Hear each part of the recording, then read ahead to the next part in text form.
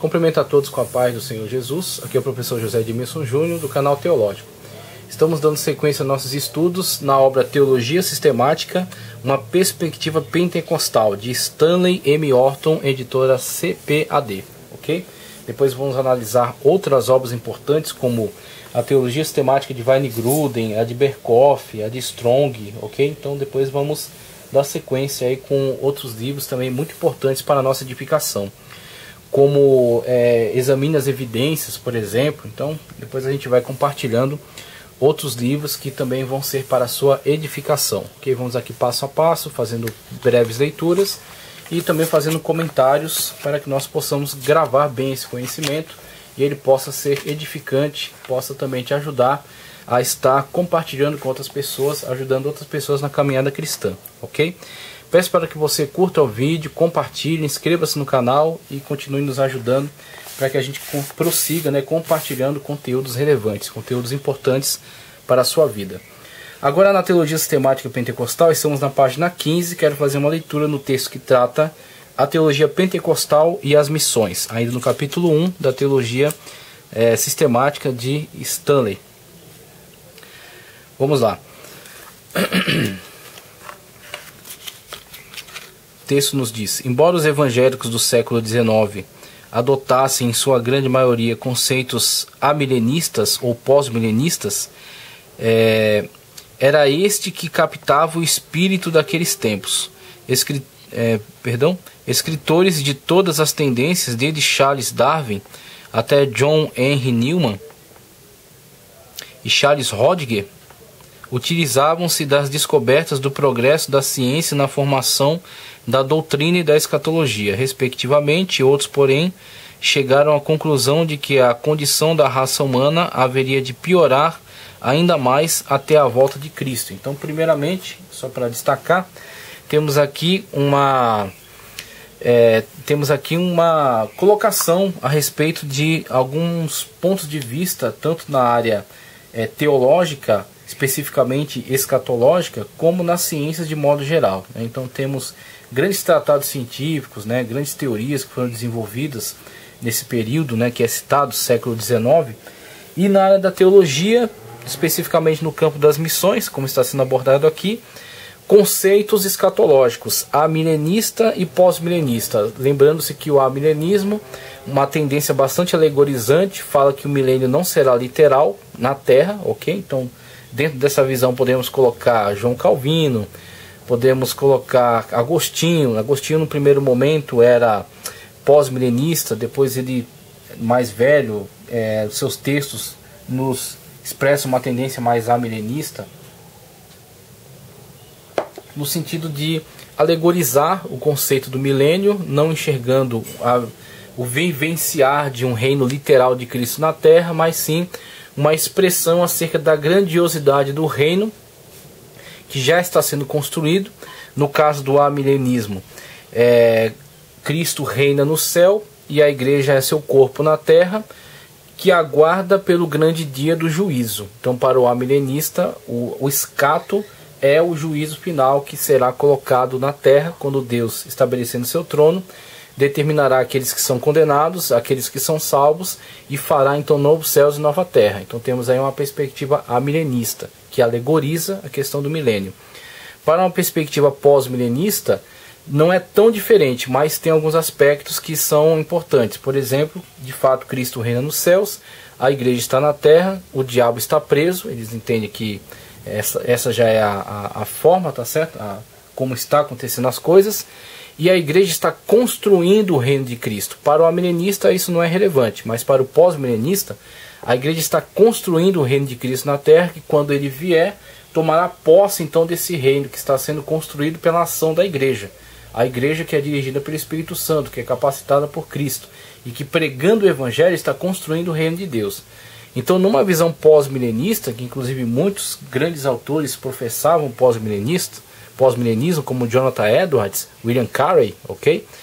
Eles tinham esse afã do evangelismo internacional, das missões internacionais, com o viés de construir o reino de Deus, de pregar o evangelho a toda criatura, para que aqueles que aceitarem a Cristo constituam o reino de Deus e Cristo venha então tomar posse desse reino. Então temos a dinâmica do pós-milenismo.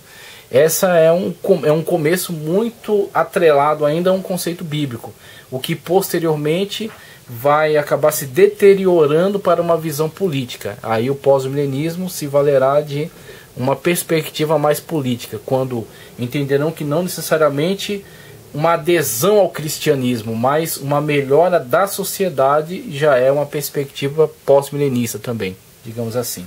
Ok? Aí isso levará muitos dos seus proponentes a se associarem a tendências políticas um tanto complicadas. Então, eu tenho um vídeo gravado sobre isso na playlist de escatologia, ok?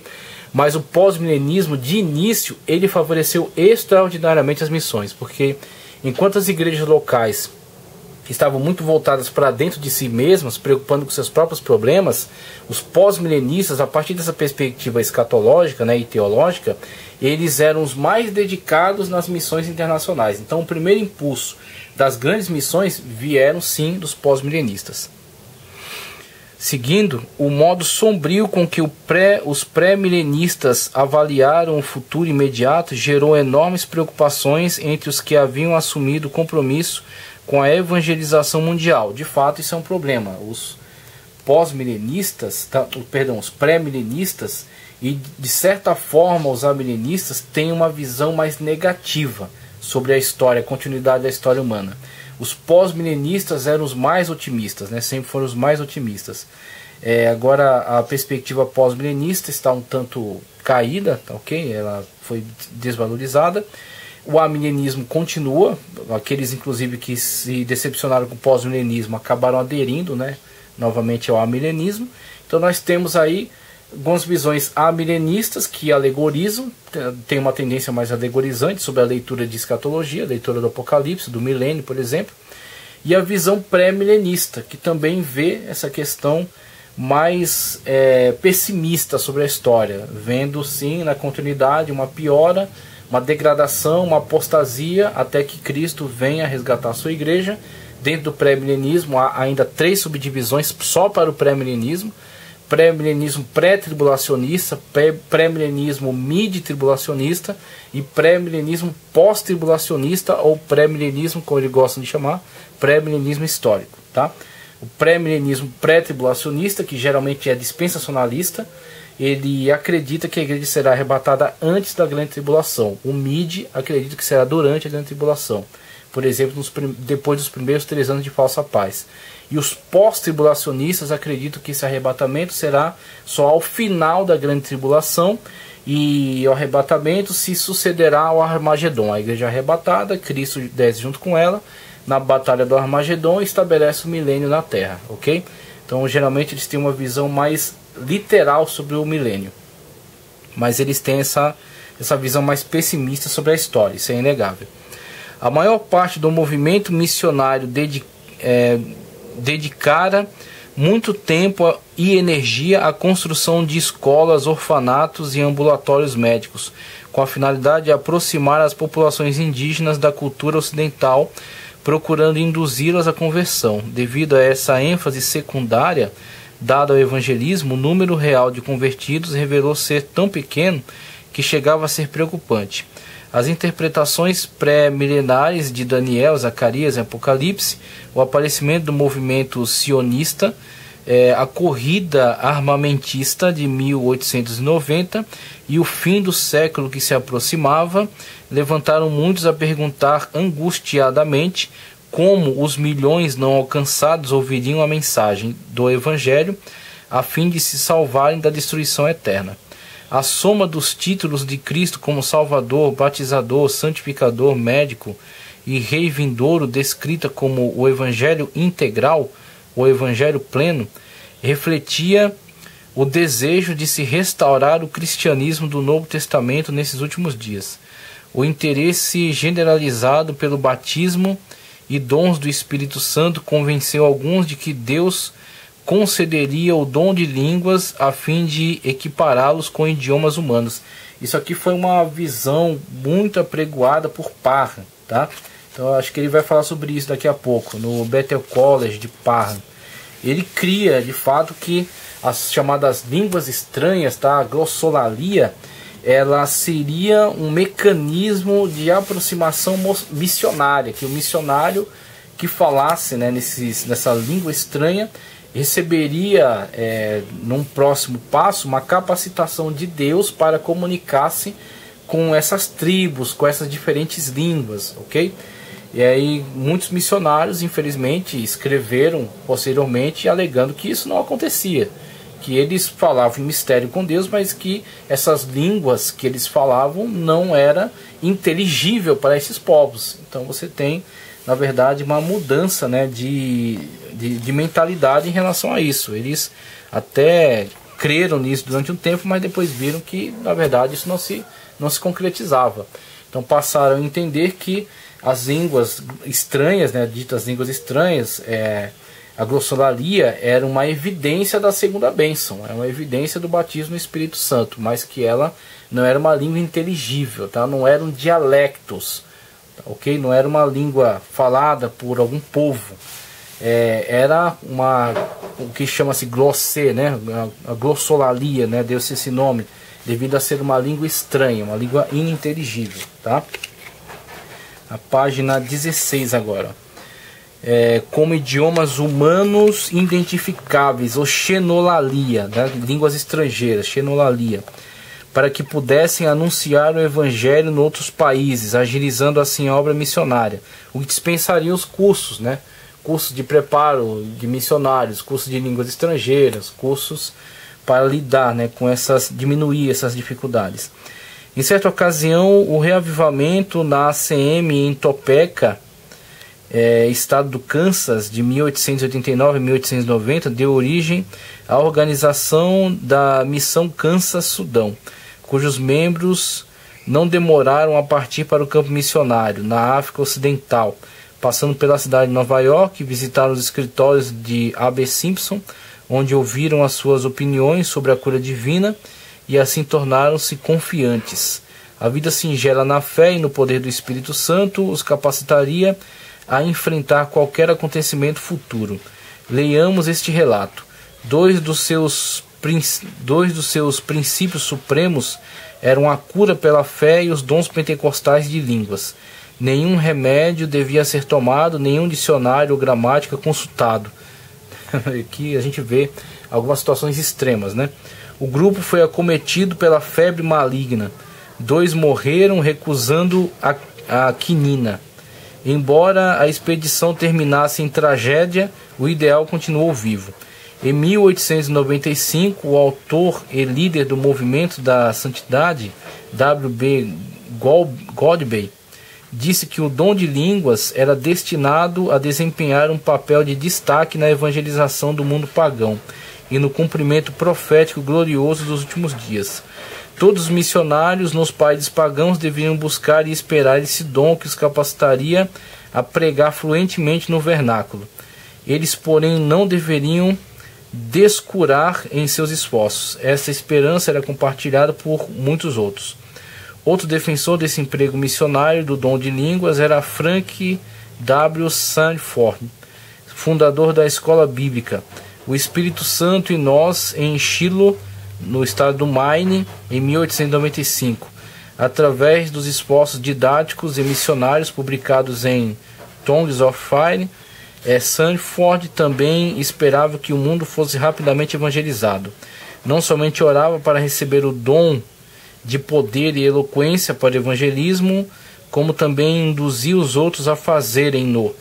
Na virada do século, o movimento de santidade passava a preocupar-se com a reforma pentecostal da doutrina wesleyana, bem como com 4 temas do evangelho integral. Mas quando do início do movimento pentecostal, página 17, poucos anos mais tarde, a prioridade foi dada ao dom de línguas. Novamente que essa questão, distinguindo-o teologicamente do movimento da santidade. Daniel W. Kerr, o teólogo mais influente nos primeiros anos da Assembleia de Deus, observou em 1922: durante esses últimos anos, Deus tem nos capacitado a descobrir e a recuperar a verdade maravilhosa do batismo no Espírito Santo, a exemplo do que era concedido no início. Temos, portanto, tudo quanto os outros receberam: Lutero, Wesley, Brunhardt, Trudel, A.B. Simpson, e o recebemos mais esta outra verdade: temos tudo quanto eles veem,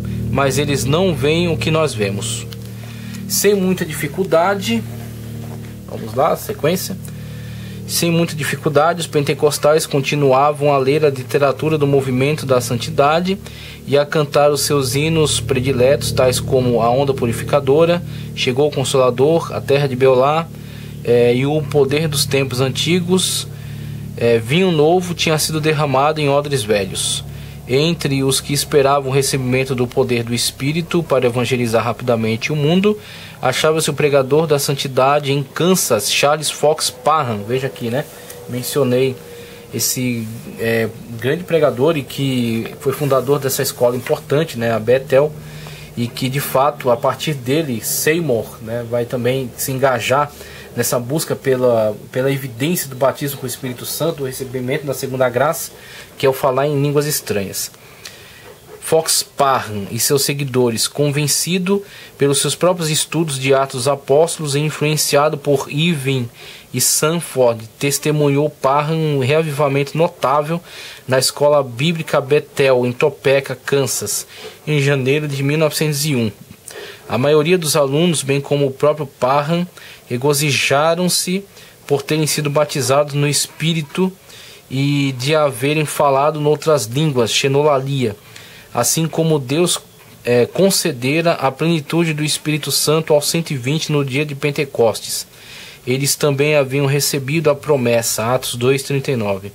E na realidade a fé apostólica, entre aspas, da Igreja do Novo Testamento foi finalmente restaurada de forma plena. Essa aqui era uma das crenças dele, de que inclusive o apostolado era uma necessidade de restauração. É uma restauração plena de tudo aquilo que eles entenderam como a atuação do Espírito Santo no Novo Testamento, inclusive o apostolado. Vai gerar alguns equívocos, ok? Então, posteriormente, a gente vai ver algumas pessoas fazendo uso do termo apóstolo de forma equivocada e até querendo igualar-se aos apóstolos da Sagrada Escritura, do Colégio Apostólico, aqueles que foram usados pelo Espírito Santo na constituição do cânon. Então, teremos sim algumas coisas a corrigir. Mas, por outro lado, existe uma interessante iniciativa de restaurar todos os dons, né, de trazer uma busca, né, um empenho, um desejo por vivenciar a plenitude da manifestação do Espírito Santo. Isso de fato muito importante. Era lógico, portanto, que Bennett Freeman Lawrence, ao escrever a primeira história do movimento pentecostal, o denominado The Apostolic Faith Restored, 1916, a distintiva contribuição teológica de Parham ao movimento achava-se na sua insistência de que falar noutras línguas representava a evidência bíblica vital da terceira obra da graça, o batismo no Espírito Santo, claramente ilustrado nos capítulos 2, 10 e 19 de Atos dos Apóstolos, em Voice Cream in the Wilderness, 1902 e 1910. Vamos lá, dando continuidade na página 18. Parham escreveu que os que recebiam o batismo com o Espírito Santo eram selados como a noiva de Cristo. 2 de Coríntios 1, 21 e 22. Apocalipse 7, 21. Santificados, vamos lá, e preparados como grupo de escol, de missionários, né? Um grupo escolhido, né? Um grupo especial. Nos tempos do fim, somente estes seriam levados por Cristo no arrebatamento, antes da tribulação. Claro, você começa a ler isso aqui, algumas coisas dão até arrepio, né? Mas a gente tem que entender que eles estão desenvolvendo, estão crescendo, então vão cometer alguns equívocos. Quem é que não erra? Quem é que não comete alguns equívocos durante, né, uma fase inicial? Então temos aqui o início desse movimento pentecostal, a questão do batismo com o Espírito Santo como evidência da terceira graça, né, como ele diz aqui, que é o selo do Espírito Santo como salvação, depois uma santificação maior, e aí o Espírito Santo, né, como essa terceira graça, né, a evidência do falar em línguas como revestimento de poder, capacitação, no caso do entendimento deles, para a obra missionária, no sentido de que essas línguas, essa xenolalia, seriam línguas identificáveis por povos estrangeiros, o que depois verão que não, né? Verão que na verdade Não é. E aqui estamos vendo outros excessos, né? A questão de que esse é um grupo de escol, né? Um grupo exclusivo, escolhido, diferenciado, e que eles seriam os arrebatados antes da tribulação. Como que um super grupo, né, dentro da igreja. Como se a igreja tivesse esse tipo de divisão, né? Um grupo de elite e o resto. Então esse é um grave erro, ok? Da igreja. Depois de haverem completado a tarefa estipulada na grande comissão, outros cristãos teriam de enfrentar a ordalha da sobrevivência durante os 7 anos da tribulação que se seguiria. Então é meio que ele funde um pré e um pós-tribulacionismo dentro de uma mesma visão, sendo os arrebatados pré-tribulacionais aqueles que têm o selo do batismo no Espírito Santo. É um grupo escolhido que ele coloca aqui, né? E os demais que não têm esse selo ficam então para sofrer os 7 anos durante a tribulação. Embora tal doutrina acabasse por ser relegada aos grupos marginais do movimento pentecostal, realmente levantou uma questão que ainda perdura: a singularidade da obra do Espírito naqueles que falam noutras línguas em contraste com os que ainda não as falaram. Topeka contribuiu para o reavivamento que passou a ter importância internacional da rua Azusa, né? O Seymour, que ouvia as aulas de Parham do lado de fora da sala, né? Devido às questões raciais da época. Não devido a alguma rejeição do próprio Parham, né? Mas da própria sociedade da época, que não tolerava esta comunhão, né, entre brancos e negros. Então, infelizmente, os Estados Unidos passou por essa fase terrível. Da Rua Azusa, em Los Angeles, Califórnia, 1906-1909. Seu líder principal era o afro-americano William J. Seymour. As notícias das chuvas seródias, conferir Joel 2:23, espalharam-se rapidamente por outros países através do jornal de Seymour, Apostolic Fight, e mediante os esforços dos que saíram das reuniões da Rua Azusa às várias partes da América do Norte e ao estrangeiro. Então temos aqui J. Seymour, que acreditou nesse ensino, né, nessa pesquisa que estava sendo desenvolvida por Parham no Colégio Bethel e seus alunos. Ele se empenhou também na busca pelo selo, né, da terceira graça, a evidência, né, do falar em línguas, a xenolalia, conforme ele chamava aqui, né, e de fato começou a pregar nesse viés, vindo a alguns irmãos, creio eu, uns 5 irmãos que frequentavam suas reuniões serem batizados antes dele. Depois ele, buscando, né, com intenso fervor, foi também batizado com o Espírito Santo. O local onde eles se reuniam não continha mais a multidão que se ajuntava. Então eles alugaram na Azusa Street, né, um local que já tinha sido uma igreja, não me lembro agora, tinha sido uma igreja anglicana, uma coisa assim. Depois tinha se tornado um celeiro, depois eles reformaram e se tornou então esta igreja que reunia correntes de diversos lugares. Inclusive muitos dos grupos Holiness iam até lá, muitos outros grupos reformados de curiosidade, né, iam até lá, até pessoas locais despertadas também pela curiosidade aquela efervescência, aquele barulho, e iam até lá, muitas das vezes se convertiam, aceitavam essa pregação, aceitavam essa mensagem pentecostal e retornavam às suas igrejas. Alguns tiveram conflitos e foram expulsos. Outros conseguiram convencer as suas igrejas, que tornaram-se então igrejas renovadas. E outros fundaram então igrejas com esse viés pentecostal. Desse movimento da Rua Azusa, posteriormente vão sair outros movimentos importantes. Inclusive o de Durham, que em Chicago promove também esse avivamento, do qual participará o Luiz Francescon, fundador da Cristã do Brasil, Daniel Berg Gunnar Wingren, fundadores da Assembleia de Deus. Um foi para São Paulo, depois Paraná, e outro veio pelo Belém do Pará, e o evangelho espalhou-se então por todo o Brasil. Tá, ok? Embora tivessem ocorrido outros movimentos pentecostais importantes, Zion 3, Toronto, Doom, a complexidade e a importância do reavivamento em Los Angeles continua a ser um desafio aos historiadores.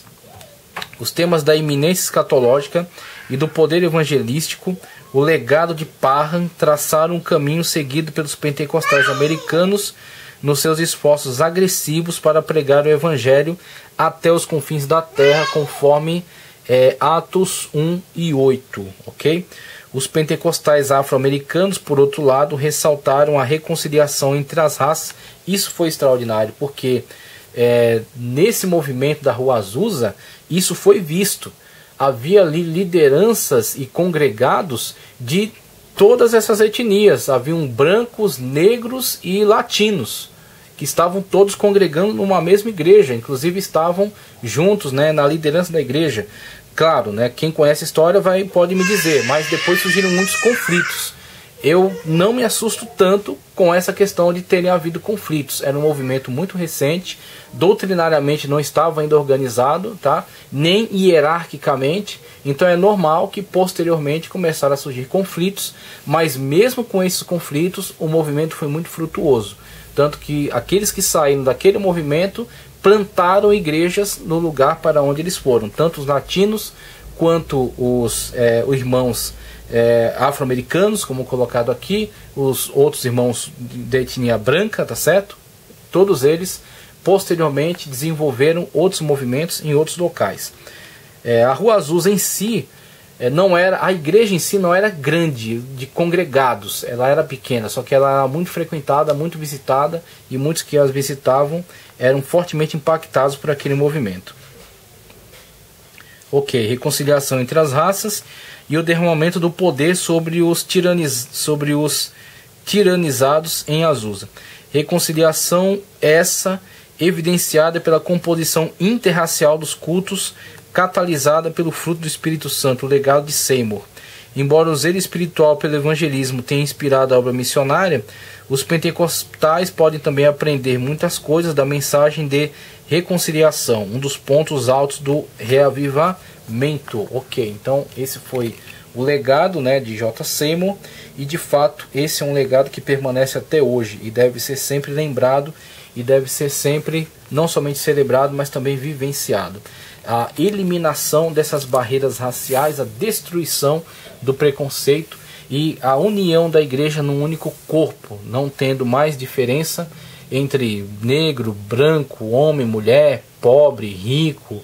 Todos são um em Cristo Jesus e todos estão aguardando ansiosamente pela volta de Cristo, pregando o Evangelho com poder, vivendo os dons do Espírito, a totalidade dos dons do Espírito e vendo as manifestações poderosas do Espírito Santo. Ok? Então temos aí um grande legado do pentecostalismo dessa época, visões teológicas que vão mudando ao longo do tempo, com a ênfase no pós-milenismo da época, o que hoje temos uma ênfase muito maior para pré-milenismo nas suas três vertentes, pré-tribulacionista, mid-tribulacionista e pós-tribulacionista, e nas igrejas de linha mais reformada temos então uma tendência muito mais para o amilenismo, ok? Mas todos eles dedicados, envolvidos com a obra do Senhor, pregando o Evangelho, vivendo, tá certo, conforme a palavra de Deus. Então temos aqui mais essa parte da teologia sistemática, uma perspectiva pentecostal de Stanley M. Orton. Continue comigo, curta o vídeo, compartilhe, inscreva-se no canal e que Deus continue abençoando poderosamente a sua vida em nome de Jesus.